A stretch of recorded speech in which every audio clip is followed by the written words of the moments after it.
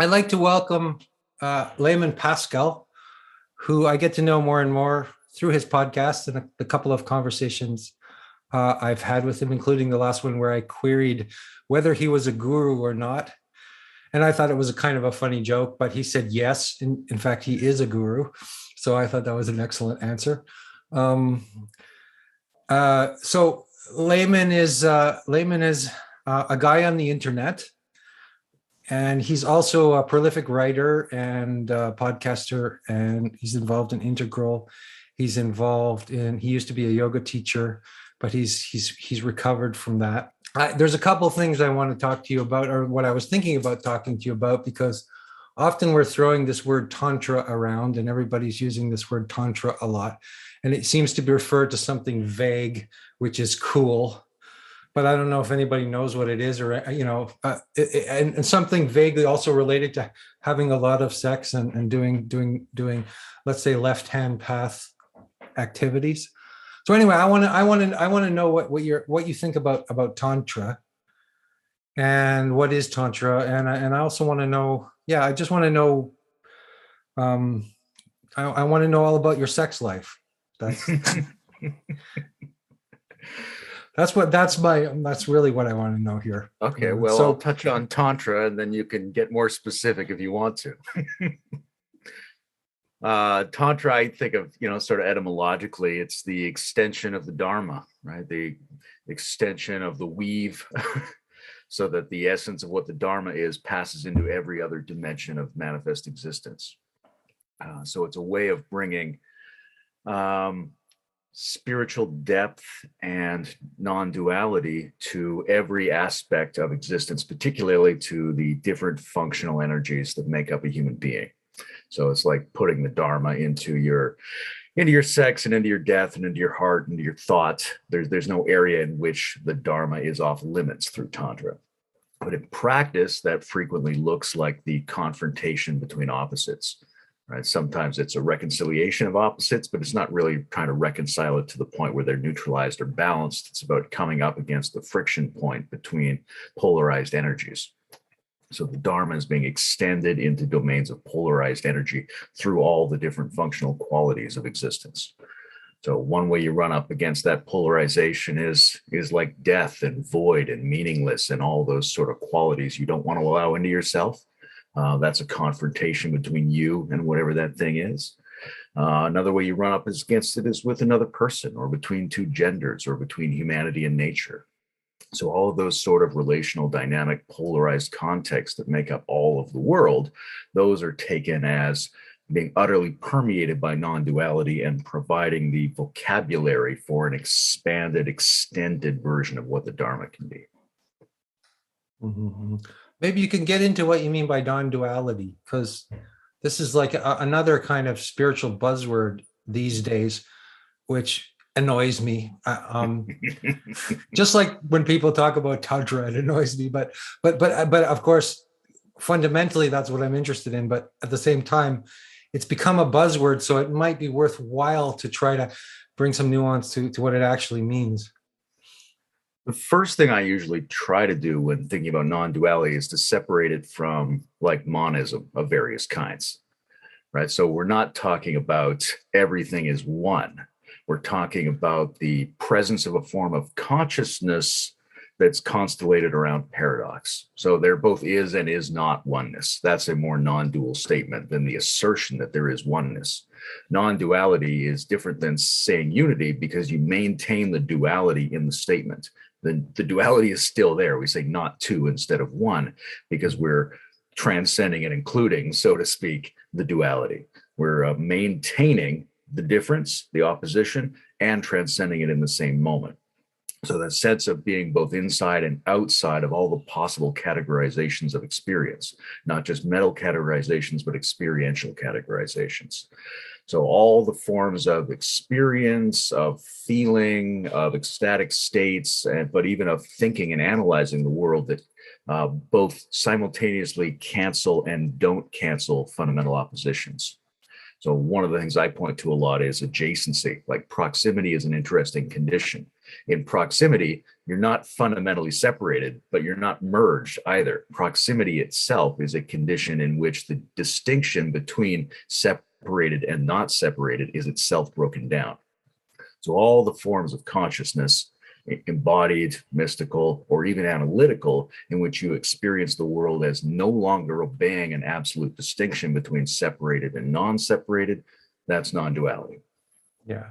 And if we go into the sexual metaphor, it's like when in the in the tantric traditions, you have the abhyom symbol where there's a dynamic interplay between the male and the female called sex, right?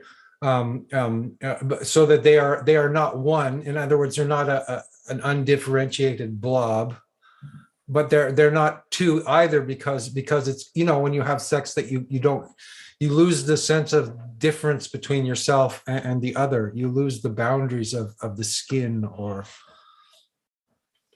yeah, there's a sort of naive way of thinking about that as a unification, which it really isn't, right? If I say that I want to be yes. sexually one with my girlfriend, I don't actually want us to occupy the same space or not be able to distinguish our pancreases from each other. What I mean is, I want to get a lot closer. I want to get close enough that a different function is created. An emergent function arises at some kind of proximal point by embodying that non-dual reference point that's available to you in the betweens of things.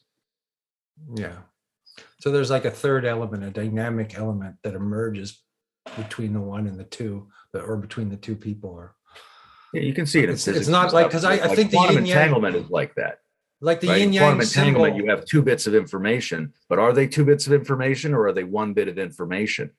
Yeah. It's dubious. The fact that it's dubious means it's non-dual. The duality is not canceled, but it's not fundamentally obeyed either. It becomes an ambiguity between whether there's two or one. Yeah. Well, I was thinking about the yin yang symbol is often, it could be interpreted as a totalitarian symbol because it's complete and there's no gap.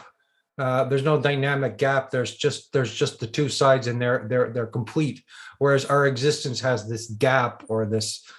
We were talking to this musician the other day. He was talking about how you always have to step into the gap, or the death, or the emptiness, or the void.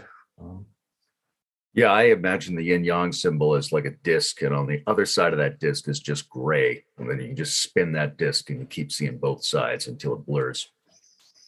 Mm. That's nice.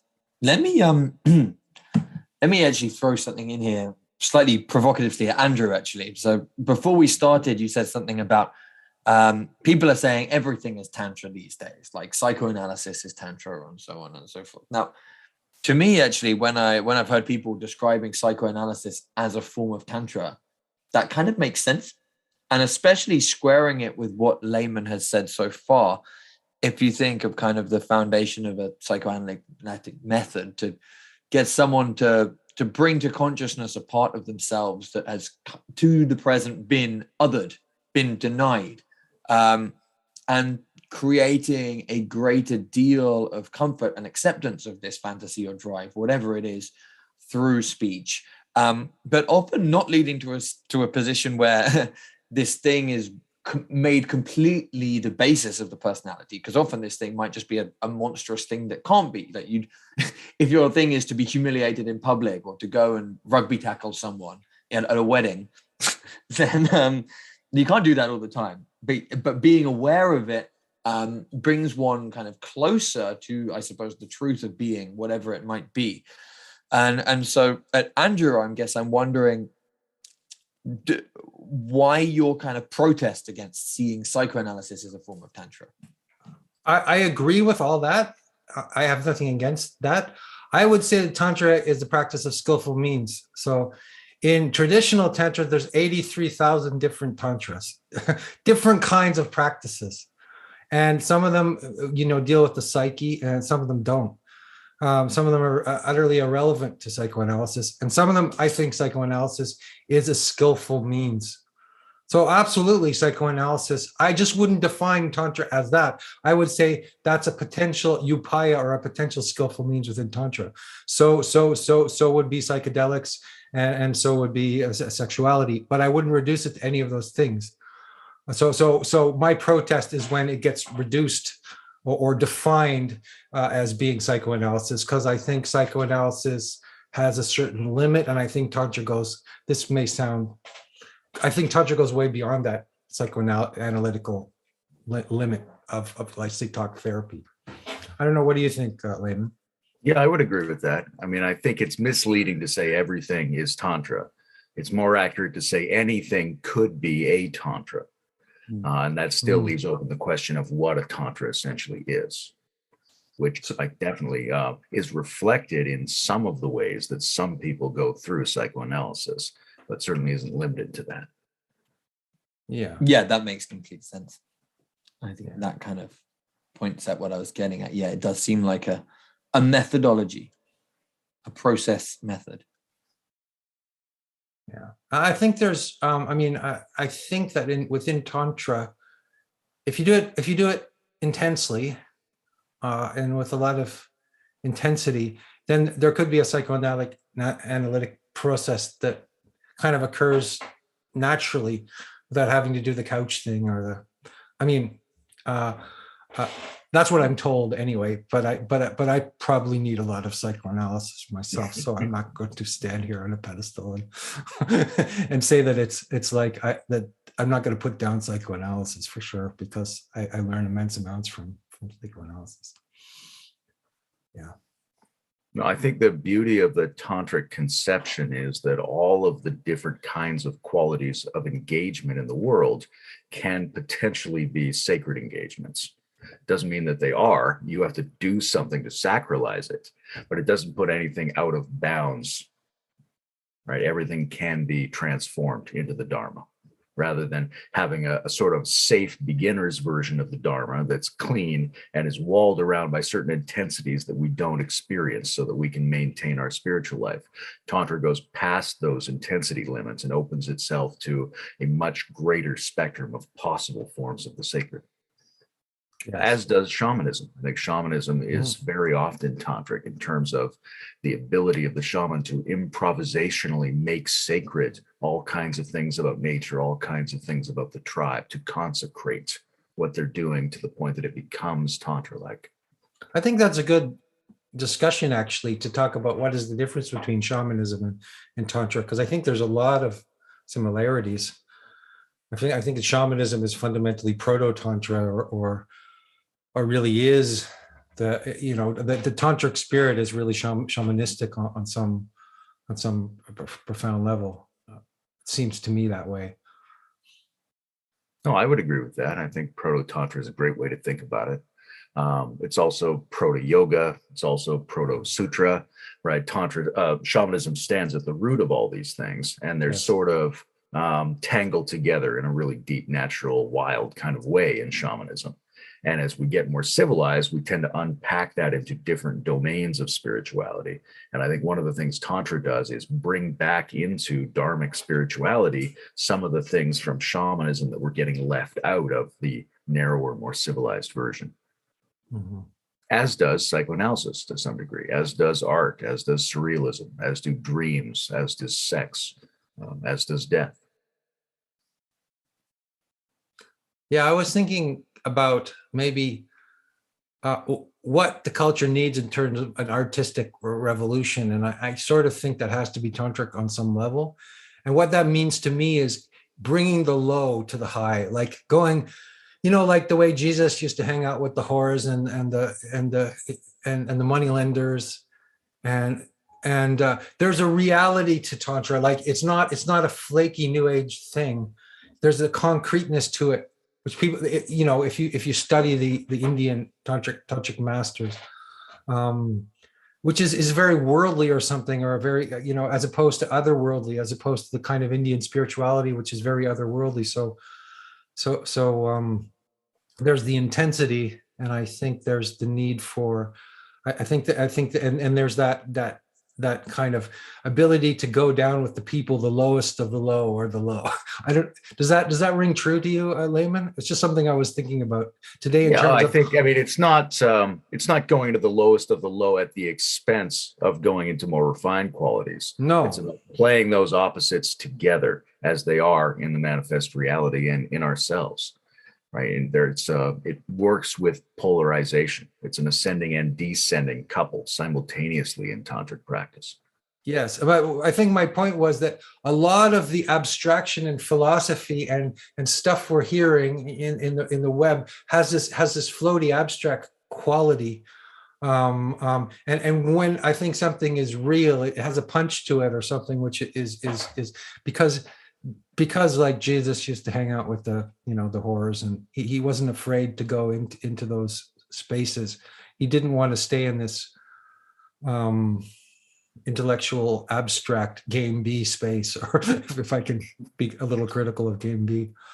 Yeah, well, I think to some degree the medium, right? As long as we're using very abstract digital media, there's always going to be a problem of dissociating from bodily. But in order to ground it, in order to do real spiritual work, you have to come back to not only the body, but to the entire range of affects that socialized versions of spirituality usually marginalize.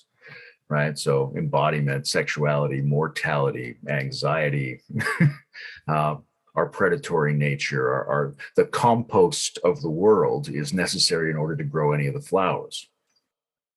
Yeah. There's a nice line in a talk by Deleuze that I was reminded of by what you said, Andrew, where he says something like, the job of art is to dissolve the distinction between the sacred and the profane. And I find it quite interesting. Like, when I first hear it, I kind of think of often encountering people who say, oh, we're so profane, we've lost the way, but we need art that's going to bring us back to God and bring us back to the sacred and so forth. But it's also fun to do the like little Zizekian inversion and say, like, what if it is it that we've already become so intensely, horribly sacred? And what we desperately need is a Henry Miller to slap us down back into that profane, because ultimately, well, I guess to go back to our non-dual thing, there is there's a proximity between the two. They're not so abstractly disconnected. Yeah, I mean, the problem is that you could get stuck in either of those. You could get stuck in the sacred or the profane, in the ascending or the descending, right? So Tantra's job is to take the contexts and the qualities of the world that it encounters and sort of weave them together with their opposites in order to sacralize the experience in some way that's outside of the limitations imposed by the distinction between those thematic zones, right? As long as it seems to us that there is a fundamental distinction between the sacred and profane, or that we're devoted to one rather than the other, then we're not quite tantric in the sense of the generative reciprocal entanglement form of Tantra. It has to bring those together and kind of make an engine out of it, and make them into the positive and negative poles of some kind of electrical phenomenon, turn ourselves on with that reciprocity. Yeah. So, but you mentioned non-duality, and that's almost duality, right? There has to be an intense duality as well. Sure, and that's why you say non-duality as opposed to unity, because it maintains the duality, right? Sometimes I'll say duality is the real non-duality because it undermines the duality between non-duality and duality, or something like that, right? You can keep going further down any of these permutation paths, but fundamentally, as long as you keep seeing non-duality as the opposite of duality, then it's not quite non-duality yet. Right. Right. Yeah. So there's an ascending and a descending, force within us. Let's say there's the kind of force that wants to, go upwards, and then there's this other force that wants to go downwards. And I was reading about that. Apparently, in the Christian mysticism, the archangel pulls you upwards, whereas the angels bring you downwards. I thought that was an interesting way of thinking about it, because it's not like we want to have just barren, dry realism, nihilism. We want to have some ontological depth. And anyway. That's my ramble about that. But the low, I think we need to go. I think the low is important. I think the low going. I think if I look at the artists that I love, they have a very sublime vision, and yet they want to go into the low. They want to go into the, the graveyard, experience death, experience their undoing. Yeah, and to really experience it. I mean, one of the things when you start talking about dissent and art and the shit of the world, and bring that back in, there's often a tendency to think that we can do that physically and mentally rather than suffering from it emotionally. But one of the big things that controls the flow of the descending current of energy is whether your heart can break, right? Whether you can grieve, whether you can be disappointed, whether you can allow yourself to be softened by lack and frustration and all the strange things of the world. So I think we need to remember that Tantra does involve a softening of the heart to emotions that make us feel like we're falling down or collapsing or losing or trapped in ambiguity, things like that. We had a great conversation with John Vervaeke around grieving the death of God, right? And it's hinted at in Nietzsche when Nietzsche confronts the atheists and accuses them of not understanding what they've done, of not really being atheists yet. Right? But what is it that they would have to go through to understand the so-called death of God? As some kind of emotional reckoning of, of really what would it be like in your heart to experience a world that's bereft of the automatic promise of ascension? And you would be, what does it feel like to be in a disappointed world? That's an important part of descending. It's not just, the fun playing around with art and muck. It's also a broken part.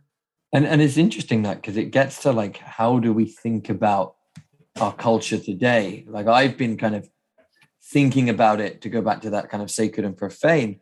I often think that we're actually in an intensely sacred culture that pretends it isn't. And that explains the kind of strict moralism and also the kind of almost sometimes fundamentalist approach to progressivism. It's like we are ascending. We are absolutely ascending. We haven't done that work of grieving the death of God at all. But then I suppose there is the unavoidable currents of despair and mental breakdown kind of sweeping through people. And yet we still remain very much, as far as I can see, attached to our notions of the sacred, perhaps defined as a sacred humanism, sacred progressivism, but still very much as in a sacredness. And that's where, so to kind of think about what would an art that is a tantra for this moment entail, I think it really, to me, it does involve that kind of the emotional grieving of the death of God, but knowing that consciously that is exactly what it is.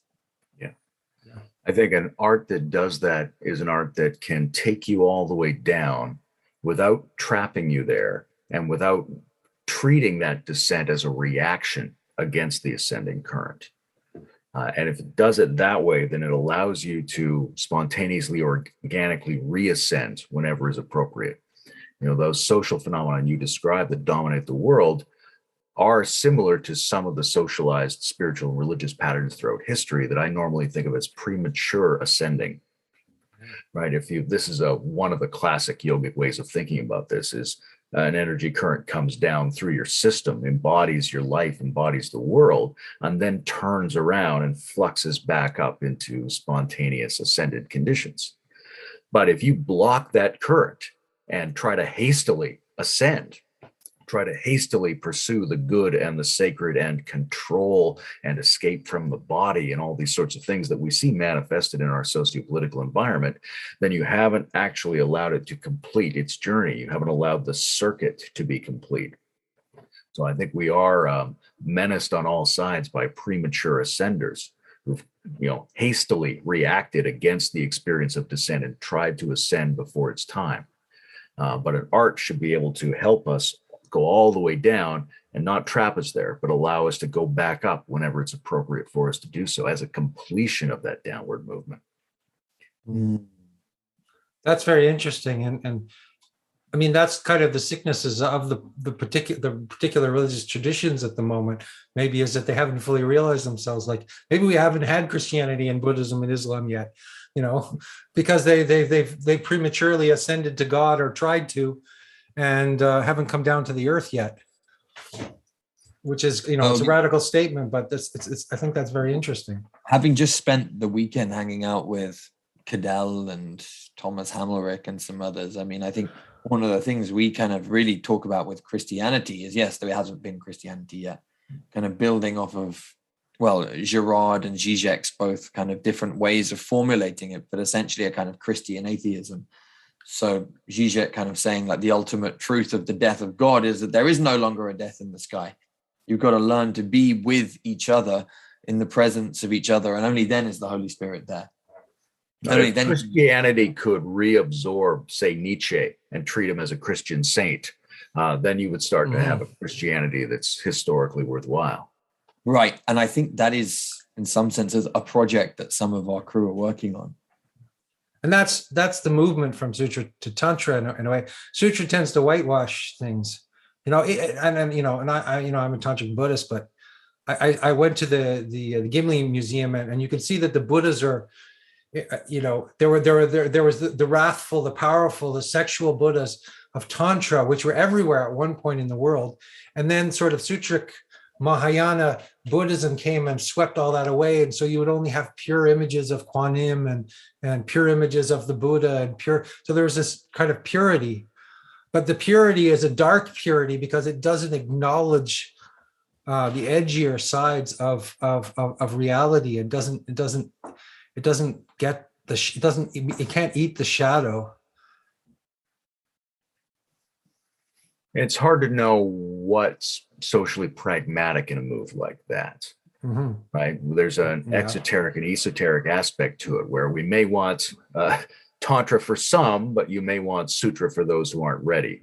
So in the Mahayana movement, which does have some dark and ragged extensions, one of the things I always wonder is how much of it is PR, for example, right? When you're going to really put compassion and loving kindness at the forefront of Dharma, yes, that's a refining, self-transforming move for individuals, but it's also a great PR move, right? We're going to promote to the rest of the world a lot of nice things that they can get behind, and there's no need for them to attack our temples.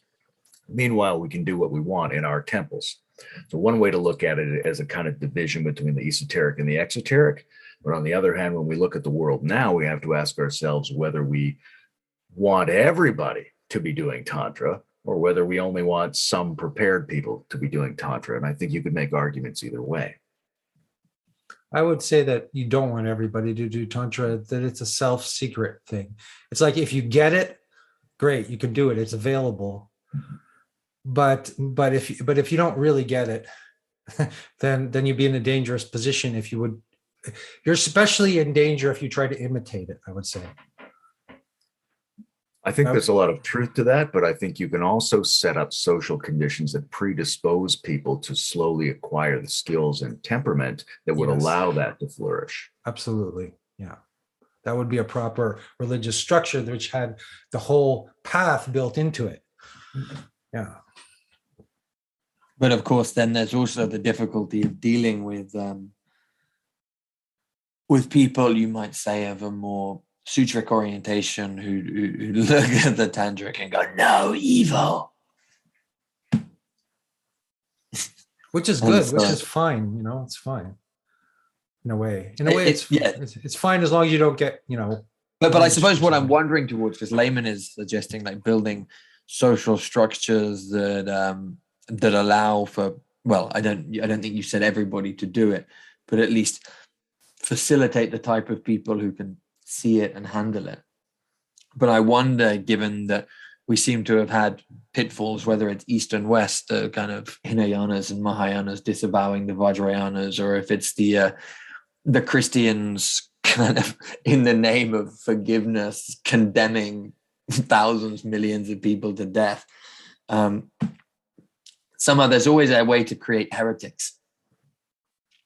And I wonder, I'm just like, is that a failure for those skillful initiates to skillfully communicate the deep insights of their initiation? Or is this just something we're going to have to deal with? I think the productive mechanisms of the natural world of which we are a part constantly throw up situations where there's going to be a dialectical rebellion against those circumstances. So there's always going to be ways for heretics to be produced. And then the question becomes, how do we reconsolidate the heresy back into the form? Right? And that's part of a tantric social wisdom. So we need to set up conditions where the world culture is as helpful to Tantra as possible, doesn't foist it on everyone all the time, has mechanisms for selecting and inviting people in, has mechanisms for enfolding divergences back into the core, but also has mechanisms for appropriately concealing or defending itself when it needs to. Yeah, I know. I mean, Tibetan culture was largely monastic. And so there was a sort of sutric tantra. In other words, the images were there, the philosophy was there, and that's what you would spend most of your life sort of playing with that and trying to understand that. And then a few weird guys would go off and do actual tantra. We also may be in a unique world historical circumstance now where some of the things we associate with Tantra and some of the things we associate with shamanism, for example, are required of a much greater range of people in order to position the species well to survive very strange circumstances, metacrises, and destabilizations that are on their way, right? We could say, well, it's absolutely fine to have a very small core of initiates and a huge number of people involved in sutric practice, and then beyond them a range of idolaters and blasphemers or something like that. But we might need 10 or 100 times as many tantric practitioners as we've had in the past in order to produce a species capable of handling the strangeness of the next, say, 50 years. Yeah. And the tricky thing with that is that you can't really rush the process. So the process is probably rushing us into that, maybe. Yeah, there are ways to help, there are ways to facilitate, there are ways to move against things that obstruct the process, but also you can't rush it. You can't be hasty. You have to go slow enough to go as fast as you can. Yeah, you have to go. So what are some of step by step? Help facilitate it. Yeah. Well, psychoanalysis was a great example to bring up earlier, right? In a more therapeutically oriented culture, people have more opportunities to explore the diversity of the layers of their own psyche and to process through these things. One of the things I think we've seen historically is that when people don't think about or explore, even verbally move through unpleasant, ambiguous, or unknown aspects of themselves, they don't come across the structures and the skills that would enable them to do something like Tantra. I think you need a fairly sex-positive environment. You need people with fairly healthy bodies, which has a lot of security and dietary and exercise requirements. You need a circumstance in which there isn't a whole bunch of top-down pressure, but at the same time, there isn't a complete lack of structure and form and discipline.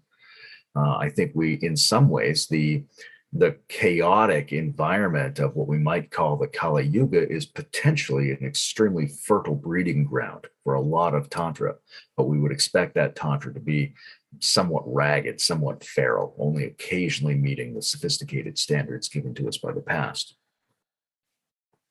Fascinating. That's interesting. Yeah, I mean, from a tantric point of view, I guess this Kali Yuga, when Kali Yuga means, right, the apocalypse, it's like the last cycle or the end time, or right, the death of a paradigm, of a culture. And so I think that that's normally thought of as the best time to practice Tantra, because then you can see, you can have you're not going to get there. You're not going to get to the next golden age or whatever, but you can see glimmers of it. You can. And to Owen's point earlier, art is a huge factor in that, right? If you have artistic productions that remind you of the full spectrum, multiplicity of human experience, and in which there are protagonists and anti-heroes and people who are exploring different layers and dimensions of human experience, who are showing all the parts of the self and all the different kinds of interactions you can have, it really opens up the space in which consciousness could move to start to reproduce Tantra. like a culture in which you can watch a TV show where people refer to sodomy, for example, is different than a culture where you can't make that reference, right? Because people grow up going, oh, that's a thing I could think about. And some of the people who think about that thing will think about it in a way that moves their consciousness and feeling toward it and gives them the intuition that they might be able to do something with the range of energies that are otherwise sort of compacted in resistance to that, right? Not to privilege sodomy or anything, but it's an example of a type of thing that's often put out of bounds by conventional culture. And there's a whole set of sensations involved in thinking about it that need to be reconsolidated into our being in order to make us capable of some kinds of higher tantric experiences. Well, it's funny that you bring up that example, because one of the things that the TNT, New Tantra organization, which are pretty big in Europe, emphasize is, especially for men, what they're calling anal dearmoring. And I've done a couple of podcasts with those guys, and it's been fascinating to see that a number of listeners have said to me, I've actually started doing those practices after listening to that podcast. But then there's also been a piece of fascinating data that they themselves and the team noticed, that they said over about 10 years of doing the work, so starting, I think, in the kind of early 2010s up to the present, they said the men who were coming were increasingly open to the practice. So something even in 10 years has made people, or men at least apparently, less tense around the arse, to put it brutally out there, which is kind of interesting to think about. Like, what does that mean on an energetic level? Like, is it something to do with being more open to surrendering and letting things go? It could be. I mean, I think it can be a sign of some healthy and some unhealthy trends in the culture. But even if it's simultaneously a sign of certain problematic and certain liberating trends, it at least occurs in a messy space where the liberating possibilities are not being shut down. Yeah. Yeah, there's, in fact, the idea of heresy is sort of interesting because all of that is, well, or breaking the taboos, intentionally breaking the taboos of the culture in order to actually consciously, in order to liberate energy, is a dangerous business. It's always existed in very hidden places, but and it is a dangerous business.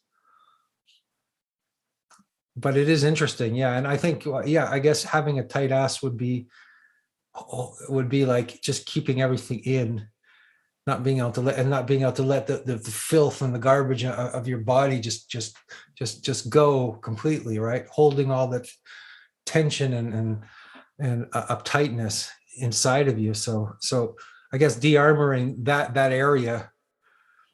I mean, it's a great symbolic area to think about because it's the opposite terminal of the ascending capacities. Exactly. Right? Yeah, that's very and it interesting. has this, you have to have a balance, right? Because you don't want to have your ass fixated and unable to open, but you don't want to have it totally loose and just shitting all the time either, right? It's a oscillating capacity to move between tension and relaxation. And then it's as true at every level or every chakra function as it is in the anus. Right? You have to be able to do it with your heart and with your communication and with your vision, with your transcendence and with your gut and all those things as well. Of course. Yeah. All the different levels, right? Which are in Tantra are symbolically mapped on the body. But they also, they have a microcosmic meaning to them. And then they have a larger meaning as well, right? Like, well, we certainly see those spectrums of function sort of fractally replicated at a lot of different scales and in a lot of different contexts, right? It's probably a little bit more complicated than that. Our ancestors had a tendency to simplify things for human beings, but we see something like those scales and gradients of function in all of the places that we look at the cosmos. Interesting. Yeah. Well, that kind of makes me think about how we weave in our scientific knowledge with our religious knowledge, with whatever we've learned from science, with sort of a vulgar notion of chakras or something like that. Yeah, science is very friendly, I would say. It ought to be very friendly with things like shamanism and Tantra, right? When we're talking about shamanism, we're talking about a spirituality that embraces and works from the natural world. And so the natural sciences are very complementary to that. When we're talking about the way Tantra also embraces all of the different qualities and dimensions of existence, then that's something that we are expecting our science to be able to do. And when our science is really flourishing, it is coming up against those hard polarized places. It is having a relationship with mystery. It is entering consciousness into all kinds of areas that the society might put out of bounds. And it's giving us this wonderful cathedral of knowledge around how the entire system functions. And if we can fold that into our spiritual practice, or if we can make the part of ourselves that does scientific knowledge have better relationships with the other parts of ourselves, our feelings and our subconscious and our body and things like that, then we can have a very rich, up-to-date shamanic tantric kind of spirituality. We don't want to be caught in, even though we want all the benefits of classical and archaic forms of Tantra, we want it to be scientifically updated as it was in all the great periods of tantric flourishing in the past. Yeah. On the other hand, just a sort of question about that, because I think that, for example, I was reading, I read a lot of texts about magic and alchemy, and I think you do too, and have some knowledge of that. And that's not science, right? Some of it is proto-science. But I think it's bad science, but it's good. It's good. Let's say, I think Vervaeke had a nice term for that. Actually, he said it's good folk understanding, or it's good, maybe mythopoetic understanding, or we need to. That's powerful as well, right? I think, like the symbolism, symbolism is a language. I think in the scientific world that people people are sort of symbolically illiterate in a lot of ways. And we could go back and sort of look at those symbols and see them in different ways. Most of human knowledge has been heuristic rather than accurate, right? We've come up with things to help us get things done. And so a lot of our intuitive functions and a lot of the structures that would enable us to function well are not technically accurate forms of thinking. So now that we have a lot more technically accurate forms of knowledge, we still have to do something with that makes it amenable to the multidimensional thriving of human beings. So that's a little bit like moving back into that heuristic territory. We don't want to do that at the expense of new scientific accuracy. We want to somehow be able to merge our increasing new and often statistical knowledge with our instincts, which is what the successes of our ancestors show us, right? They show us a way of merging objective knowledge with subjective reality in order to get some kind of deeper, more meaningful, more competent experience. Now, we have a lot more external knowledge than we used to, but we still have to merge that with our intuition and our instincts in order to make it viable for us as beings.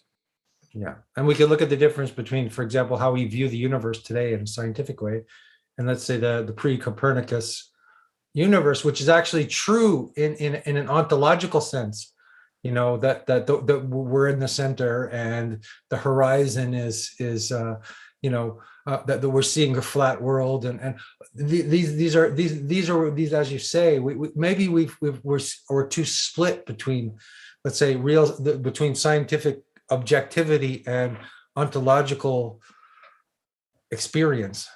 Does that make sense? Absolutely. And we need to bring those systems back together, which is, again, a very Gurdjieffian way of thinking about this, right? You've got these different systems, you've got these different selves, you've got something like an essence and something like a personality, right? You have a kind of intuitive, hereditary, heuristic mode of being that predominated when you were very young. And then you have a waking state, socialized consciousness that's available to all the knowledge of the current epoch. And somehow those have to get together if you're going to have a real inner world of some kind. Yeah. Yeah, I kind of see, on one hand, I kind of see this autistic reality, which is completely literalist, objective, and then there's this other side of reality, which would be like, on a pathological sense, just insane, just hysterical. Those would be that's the world that's split between hysteria and maybe autism or neurosis or it's fundamentally unsatisfying to live in the objectively real world, but the irrational world can't be relied upon. It's too primitive.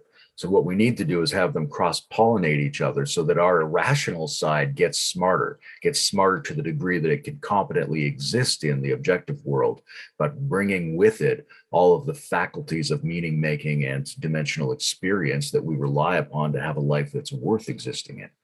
Yeah, beautiful. And that's really the artist again, in a way, because he's able, like James Joyce, he was able to be schizophrenic without being schizophrenic. Like he was able to experience all the different realms of language and music and madness, but he could still function in the world somehow. Somehow, I think that's. I think there's something to do with the art, the madness, and between the madness of the allowing yourself to go mad in that sense, but remaining sane is walking that tightrope, maybe that Nietzsche would speak about. Well, Nietzsche touches on the will a lot, right? And I think there's a factor of intentionality that's necessary that we see in a good artist, right? If a good artist thinks of a sculpture they could make, there's no necessity for them to do that, right? It's like a whim. It's a completely subtle prompt. And they're going to then make themselves follow that out until it becomes a reality. Right. That's an intentionality building process. And by building up intentionality, it's like you create a capacity in a container that can start to hold that madness and bring it into the world in a safer way that doesn't destroy you, but gives you life. And I think that's one of the other things that connects Tantra with art is the use of intentionality. And intentionality can be used to follow a form, a ritual, a discipline that's handed to us by our elders or our ancestors. It can also be used to improvise new forms. That's where it becomes a little bit more shamanic. And say, well, you know what I'm going to do is I'm going to get my girlfriend and my psilocybin and my masks, and we're going to drive up, we're going to climb that mountain, we're going to do, you've got to, that's a big undertaking. You're going to reshape some experience of reality based on an unnecessary impulse that you had. That's what artists do. And I think it builds up the capacity that's necessary for us to ground the coming together of the rational and irrational dimensions. Yeah. We often talk about the creativity of the artist, but there's also the destructive quality of the artist. I remember reading about Cézanne, and Cézanne was like, he was trained in the classical tradition. And at one point he realized that he was just copying stuff, right? And that he was not creating anything new. So he did this for years and years and years. And then he just destroyed his entire oeuvre. He just burnt it up in a big barn. And at that moment, he created this sort of new kind of art, which was based, which threw away perspective and brought in luminosity and you can see the mountain from all these different, angles and directions. He created an entire new language, which looks kind of like a postcard to us now. But at that point, because the more that you destroy, right, the more that you're able to destroy of the rigid formality, the more free you are and the more you can actually create. Yeah, and destruction has it has an aggressive aspect to it of like shattering things and opening space up, but it also has can be a smoother deconstructive process as well, right? Wherever you find a plurality in something that you used to think was a homogeneous unity, you've kind of destroyed that thing. You've unpacked that category, right? So when you go, I'm just myself. Well, are you? You're a conscious and an unconscious and a thinking and a feeling and a doing. You've got this interactive set of moving components now instead of a single fixed unity.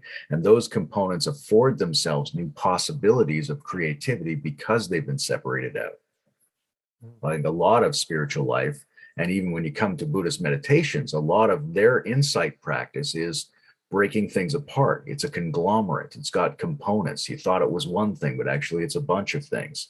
And it's not vanished. It doesn't lose significance in reality completely by being unpacked into its parts, but you give yourself this additional capacity to see the space between them, to afford that adjacency, and to afford new kinds of combinations and hybridizations and synchronizations, which weren't possible when you imagined it was just one fixed habitual object.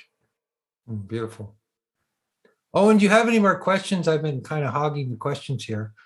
And then maybe perhaps we can go to Q&A soon. Hey?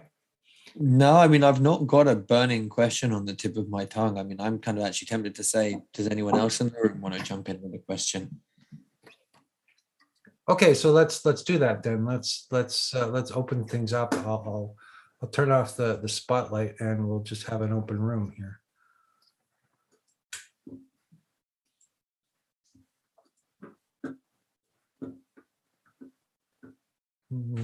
How do I get rid of myself here as a spotlight?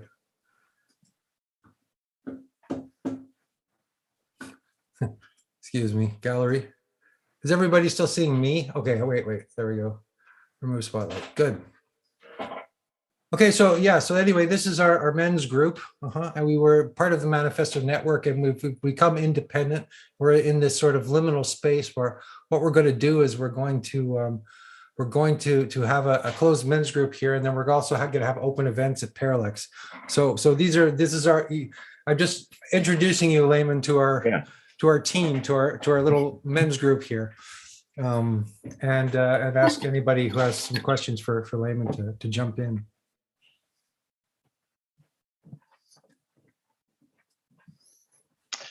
Okay, this was a really, really interesting discussion. I have two questions. The first is that if you would define what is the opposite or the antonym to Tantra, what would you like to define that? And the second question I think you're brilliant. Have you written some books that you can mention if you have? I wrote some books years ago under different names, but now I mostly do this kind of thing. I try to focus on video and focus on fragments and writing for particular projects and contributions. So I'd like to not point to any books, but I'd like to say that I'm available to have personal interactions where I could point people in the direction of particular ideas that might be interesting. The opposite of Tantra is a great question. I think there's two different ways to think about that. Obviously, Sutra is a classic opposite of Tantra, right? And so we would say a form of spirituality which is socially oriented and obeys a distinction between the spiritual and the non-spiritual and confines itself to a limited space that is railed about with a lot of intensities that the practitioners are asked to not experience. So that's one way to think about it. But I would tend to think about it more like the mundane. Ken Wilber uses this phrase flatland to describe a world that's denuded of the vertical dimension of meaning. That's what I think mostly the opposite of Tantra would be. It's a world in which the practical production of the sacredness that doesn't obey the difference between the positive and the negative, where that's not being produced, you have the opposite of Tantra. Tantra seems to me the fundamental mechanism for transforming the world into the sacred. And so where you find a world denuded of the sacred, or where the sacred is broken away from the world or replaced with a pseudo-sacred, that would be the opposite of Tantra. Thank you. It's a great answer. My first thought was totalitarianism is the opposite of Tantra on some level. It's like you're taking away kind of dimensions that you can't see. You're living in a flat land. You don't see the dimensions. No, I think Andrew's point is a good one, because when we do that socially, we tend to, we're taking away those dimensions and we're narrowing it down until we have something like a totalitarian system where everyone's being confined to one little meaningless echelon of reality. Yeah, I would say that Sutra is a basis for Tantra, so it's not the opposite of Tantra. Like you need a base, all right? Yeah. You need a foundation, ethical foundation, spiritual foundation, and then you can blossom into Tantra. But it's not. I wouldn't say it's the opposite. For me, Tantra is what's most alive. So what the opposite would be is what's not alive.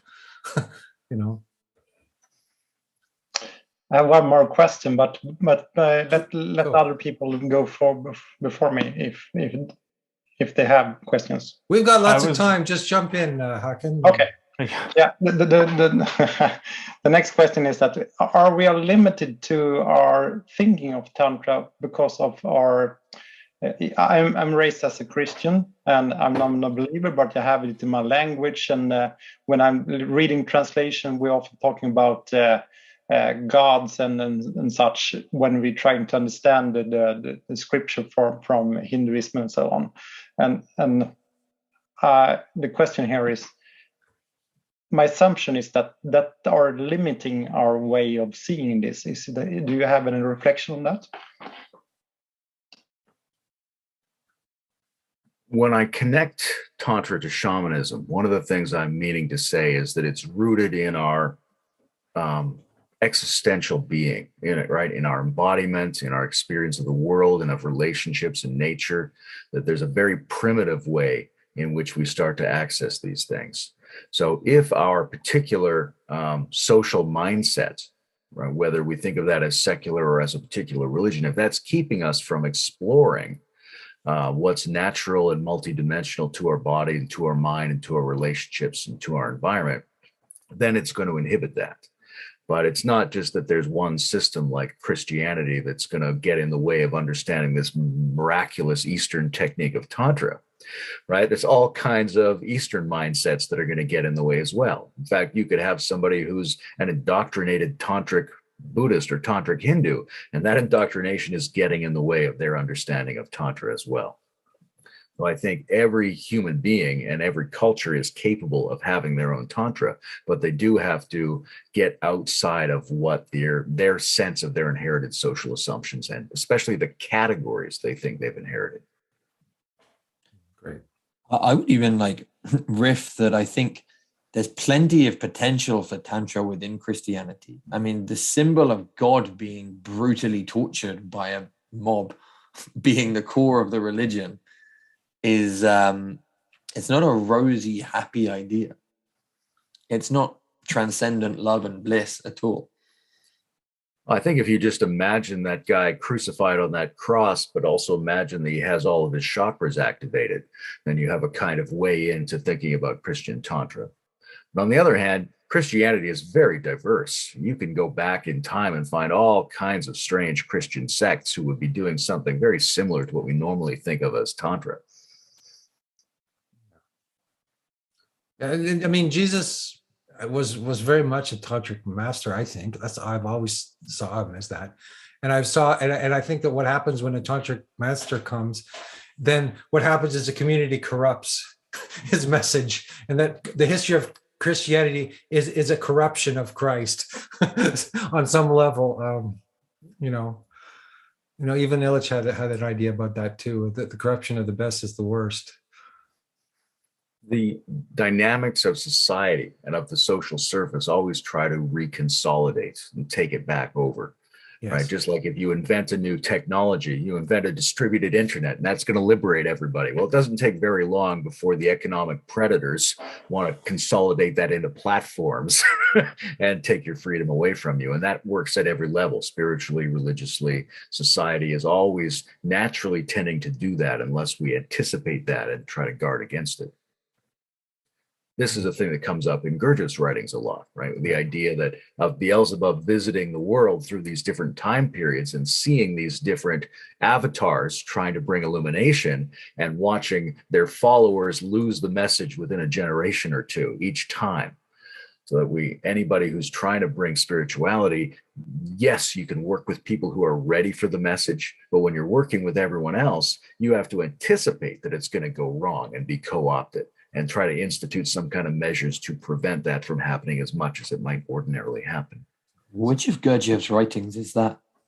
That's in Beelzebub's Tales, which is a huge sci-fi allegory about the devil living on Mars and coming down to Earth at specific moments in history and giving his account of that.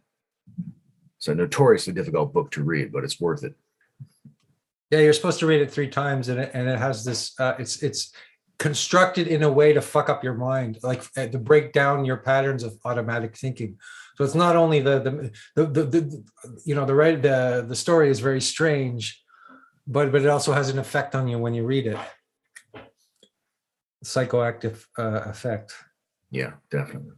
Amazing. Well, that's some stuff for the reading list next year, I think. Let's have another question from someone.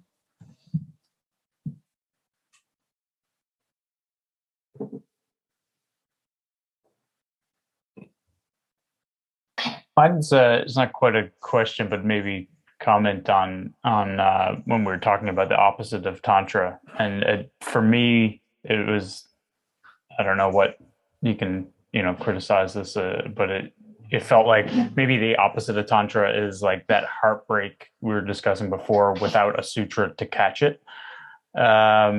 Because I think what's top of mind right now is the horrible shootings that have just occurred in the United States, and that feels like, if not knowing much about the shooter, a little bit about the previous one, it sounds like there was that heartbreak without anything to catch it, and so that instead of being able to transform that energy into, this creative Tantra, it just becomes destructive. Yeah, for me, that touches in with two things. One is you could say that Tantra is Tantra plus Sutra, and Tantra and Sutra separated is the opposite of Tantra.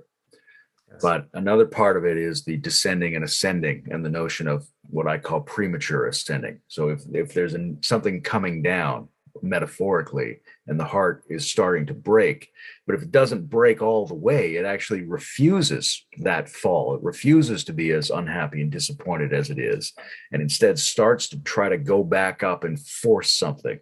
And that very often looks like horror and tragedy, because the natural circuitry hasn't been followed.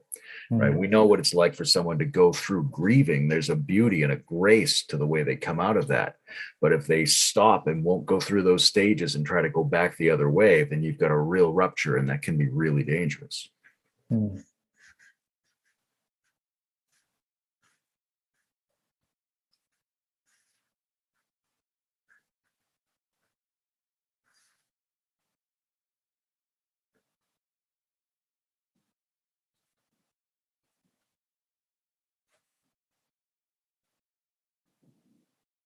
What are you thinking, David?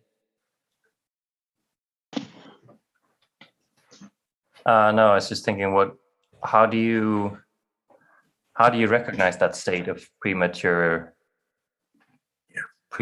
ascending while you're in it?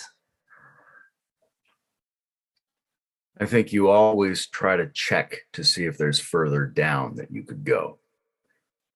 One of the indicators is usually some sense of contraction or tension. If you're sensitive to yourself somatically, then you're probably able to feel where you're pushing back against it rather than letting it happen. You can also observe your own behavior and see what kind of results you're getting. Right? If the descent is occurring all the way, then you should be becoming more grounded, more sensitized, more open. If instead you're doing, what Greg Henriquez and John Vervaeke call reciprocal narrowing, if things are getting narrower and tighter and you're becoming more spastic and more reactive and more dysfunctional, then you're not really letting it happen. So you can look for inner indicators, or you can look for outer indicators. You can also look for interpersonal indicators, right? If there are people you love and trust and who know you well, they should be able to give you some feedback about whether it seems like you are resisting the descent or enabling the descent. But generally speaking, you need a regular practice of opening those centers all the time and opening all of your functions in order to be safe. Because if you don't have any regular practice and you're just a regular person running into something like this, there's a good chance you're going to get it wrong. That's one of the reasons you do sort of energy and center type yogic work, is so that you have a built-in capacity to open these flows through yourself and to know what they're like, so that when something comes up, you're sort of forewarned and forearmed. Yeah, I was thinking about in the mythopoetics of Tantra, you have Milarepa, and he was a serial killer. He who practiced black magic, and did all kinds of bad shit, like he was the worst kind of person ever. And what I like about these old stories is there's a transformation. Any kind of transformation is possible, even that. And actually, if they have something called that notion of cities, which are powers, and cities are powers which transform people, for the good, right? They're not like black magic negative powers where you're putting a spell on somebody. But he was a kind of a magician, and so he turned his black magic into power, and he became one of the more one of the most revered sort of tantric yogis in Tibet. But I always liked the fact that in those mythologies, the guys who were the heroes of that story were always the worst people, or the most fucked up people, or the most, and at least the powerful yogi ones were the ones who were just sort of ordinary, were good people, but they didn't have these cities, these powers. Yeah, it's a beautiful way of mythopoetically arranging it to help us understand how much transformation is possible and how much the unfolding of darkness and negative affect might be a factor that adds profundity to the journey. When I think about that transformation from the serial killer black sorcerer's capacities to the dharmically enabled cities, a lot of that seems to have to do with contraction, right? When you're trying to control those things too much, you're not letting it flow through and start and stop naturally, then it's going to be distorted, it's going to be egoic, and that move is like that clenched anus, or it's like that refusal of the heart to go all the way down, right? So there's a basic structure of decontracting that has to enable these things to flow through. And as they flow through more freely, then they can spontaneously reorganize themselves into more coherent forms that are more in line with spirituality. So again, that the fundamental dualist distinction between controlled and uncontrolled, or between contracted and released, that has to be undermined in a non-dualism, so that we're free to spontaneously be partially or alternatingly contracted and uncontracted. That affords us a different use of our energies, whether they're just the normal human energies or some kind of mythopoetic powers.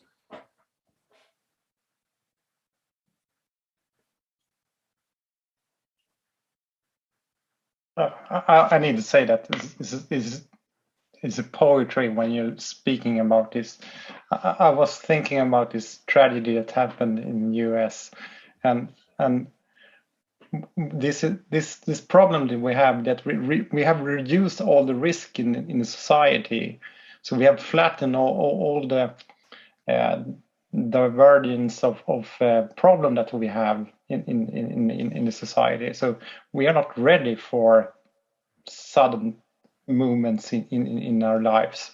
If you compare with the 18th century, it was normal that people died around you, but we are not accustomed to that anymore.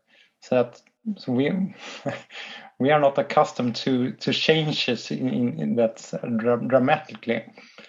So we need the more stoic way, and to embrace life, that there can be problems, but we are not ready for it. So in that sense, we need to practice more Tantra to understand that we can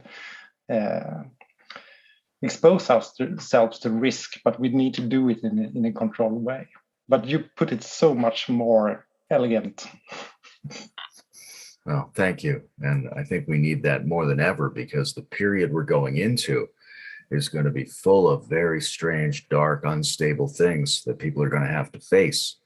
And if we have the anti-fragility, if we have the tantric disposition, then we might be able to work with those things. But if we don't, and if we're fragile, then the strangeness and the destabilizations that are inevitable at this point will affect people like a trauma and cause them to do all kinds of terrible things to each other.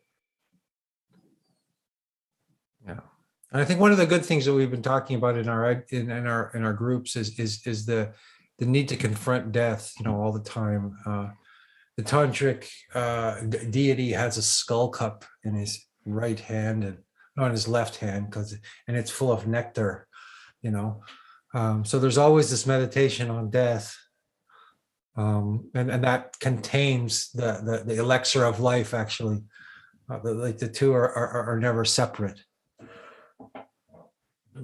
So I think that's fundamental in sutra and tantra, but is to be able to, you know, walk among, you know, the corpses and experience the horrors and the beauty, like that the horror and the beauty simultaneously.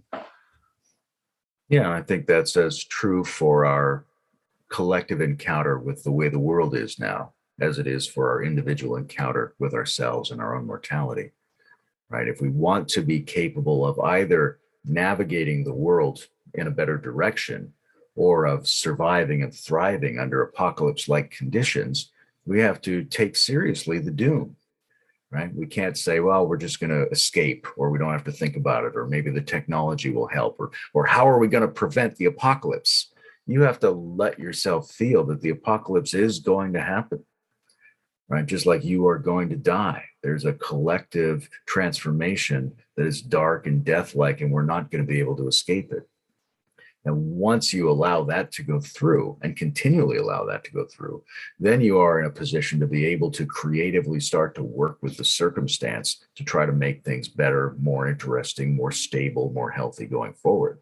But for people who won't allow themselves to feel that the doom is inevitable, they're not really in a grounded, authentic position to try to do anything that will help. And their attempts to help will be undermined by what they've refused to accept. Right. So some of the criticisms of the mood you get around game B, it's not a criticism of the fact that people are trying to make better systems. We need them to be working hard on that. But if they're not accepting the doom and the darkness, then their attempts will be undermined by the very things they're trying to solve.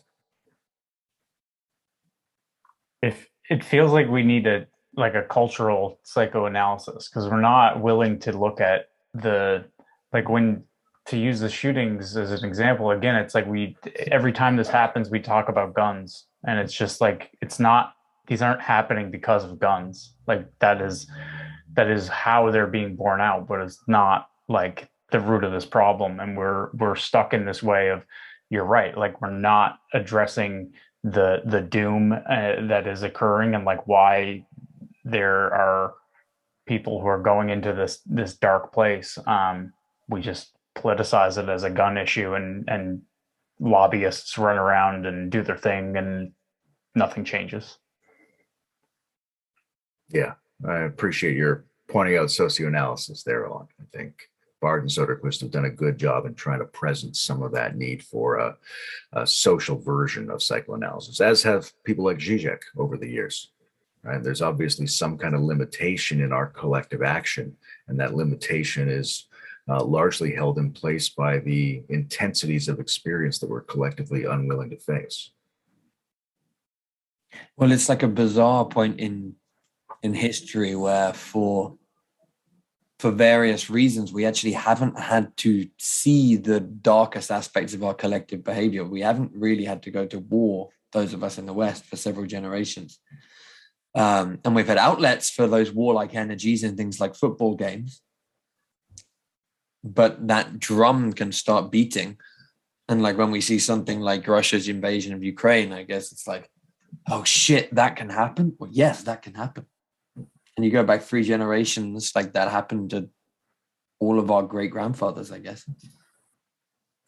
Well, one of the things that is applicable to Tantra, and especially applicable to men standing together in front of Tantra, is the question of how aggression is integrated and sacralized in our experience.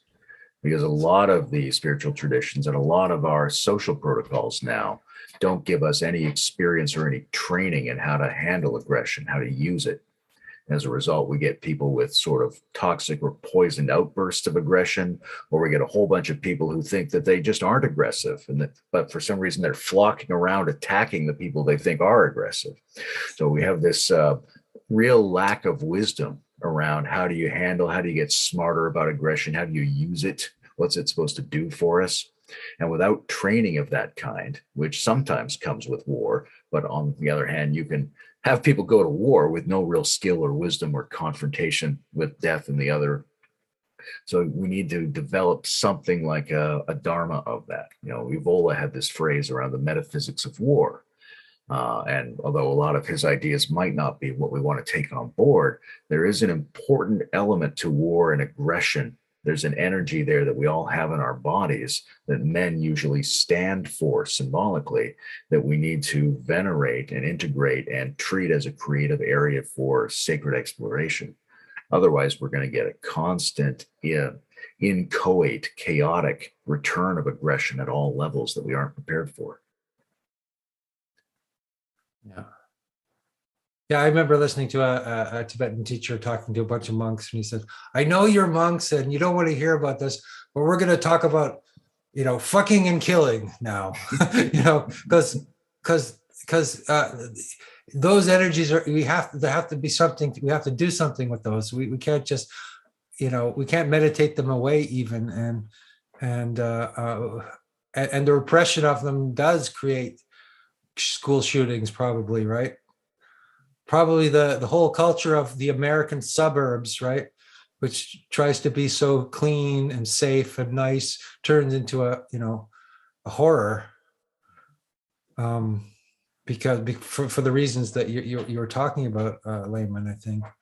There's a beautiful book, Zen at War, that details what the Zen monasteries did during the Second World War in Japan.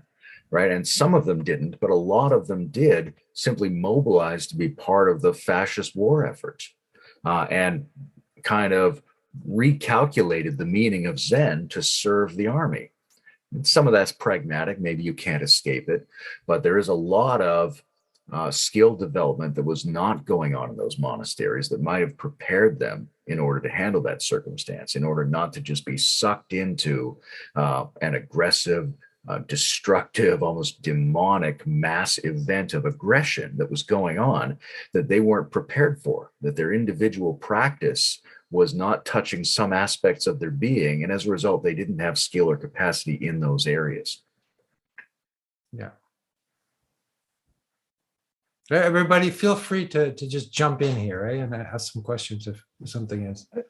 People haven't spoken. Like Anis, you go.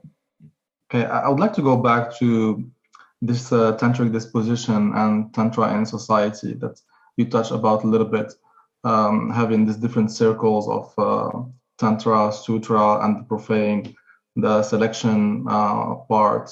How can tantra go to this, create the social conditions to push more people into this direction?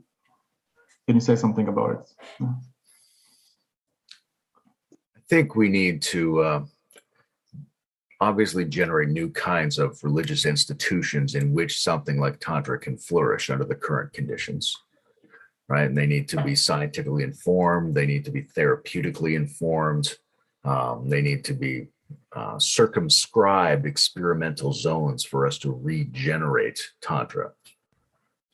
And when we do that, there'll be a lot of things we won't know until we start doing that, right? Until we can start to set up some actual sacred events, some sort of Syntheos swarm deity events. Then we'll start to see some of the knowledge that we need in order to arrange the divisions of a society going forward. I think in general, we know that we need to have a fairly open, fairly secure, fairly robust, anti-fragile, multidimensional society in order to allow people the greatest opportunity to be capable of and interested in tantric pursuits. Then we need to be thinking about what are the basic kinds of predisposing educational experiences that would allow them to be ready for that, right? We might even think about replacing, this is totally hypothetical, speculative scenarios, but there's no reason the education system shouldn't be conceived of as the sutra, right? As the precondition to tantric practice. It doesn't mean everyone's going to get there, but what are the basic skills, the basic pre-skills or proto-skills we would want people to have so that they are capable of Tantra? And how do we make those be part of the basic curriculum? And if the institutions are providing that, then we need to set up some alternative educational networks and rethink the way we're raising children so that we can provide them with the underlying skills so that at some point they become capable of it. I often tell this story about taking one of my goddaughters to swimming lessons when she was very young, and they determined she was too small for the swimming lessons. So what they did was they put her in a special class where they practiced the parts of swimming, right? They would hold their head underwater and they would, have 10 minutes of moving their arms. And they would do this every day for a couple of weeks so that next year when they came back, they had all the parts to do swimming practice if they wanted to. So we could think of the sutric dimension of general education and general child raising as an attempt to distribute the skills that would be needed later if Tantra is going to be possible for people. Yeah, I'd almost add to that, Layman, that there's preliminaries, as you say, before you enter Tantra, and pre-preliminaries, and using the traditional language. But sometimes the preliminaries are actually the whole practice, and they are Tantra in itself. So it's not exactly linear in that sense. Like it's true that you have to have the stages, but at the same time, the stages are not linear. They're sort of organic, and you find yourself wherever you are on that. But there has to be a whole spectrum of practices which line up to who you are at that particular moment. No, Greg Kaminsky's book on the pre-practices is very important in this regard, right? Because I think what you get is an initial set. It's like a fractal reiteration. Everything's present in the initial iteration. Exactly. That's what I was getting at. Until it keeps iterating, right? So you go up to the next level. The next level is another more complicated way to practice those proto skills, and so on and so on. And then after you've gone through many of those iterations, the underlying skills that you thought were just the beginning, they start to shine forth as essential to the entire system. Yes. And also you could go through it backwards. Like you start with the ultimate practice of emptiness or Dzogchen or something like that. And then if you can't do that, then you do other practices. And if you can't do that, you do other practices until you're always going backwards. Actually, you're not just going forwards through in an assembly line manner. You're going backwards, and you're revisiting each stage. So you're going back to sutra, right? And you're going back, as you're advancing forward towards Tantra. So you're kind of, it's like the Zen arrow that points in both directions. Yeah. Oh, and so it's really important to collectively start to think about what these underlying practices are that you can find in seemingly simple or seemingly ultimate versions of the practice. I was just leading the Metamodern Spirituality retreat in Vermont, and one of the discussions there was around how do we, from a so-called metamodern perspective, retro-engineer the spiritual practices of the past and also afford ourselves the opportunity to improvise new practices for changing world conditions. And in order to do that, you've basically got to figure out what are the key underlying skills that generate any of these practices, that make any of them workable. We often think about a practice, but usually a practice consists of several different hidden skills that you need in order to pull that practice off. And having a general sense of what those underlying skills are, I think is going to it's going to afford us the possibility of generating spirituality going forward. And if we don't do it, then we probably won't be able to generate that. I think that's really interesting, because then you have find the thinking, the way, and the process of Tantra, and you are not dogmatic about what the previous preliminary has been written for defining what Tantra is. You're finding the keys point of it and translate it to our society today, and what do we need to embrace the idea, instead of actually taking exactly this is the list of being that you need to do before you go to Tantra. That's the old context. We need to put it in a new context. Is that that's true, but we don't want to lose the old context either, right?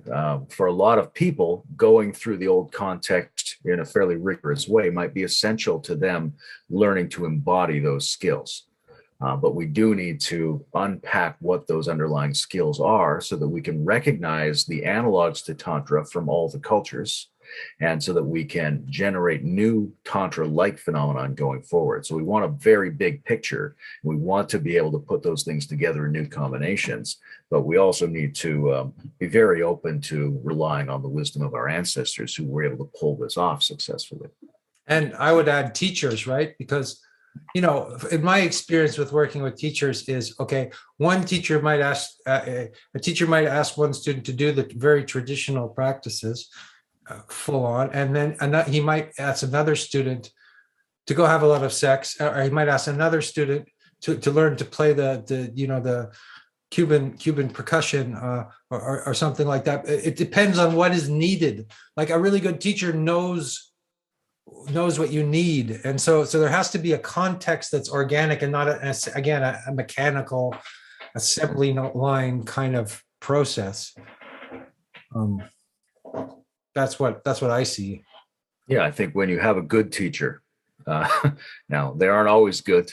No, they're not always but a good yeah. teacher should be able to understand, not only have some kind of spiritual attainment in themselves, but also have a reasonably good understanding of the diversity of human psychology, and a good way of being in relationship, and a good way of intuiting what might be needed. But even then, there's still a huge amount of responsibility on the student's part. So one of the things we need to evolve going forward or regenerate is a kind of wisdom about how to have student-teacher relationships in a way that it's productive and safe, but also challenging.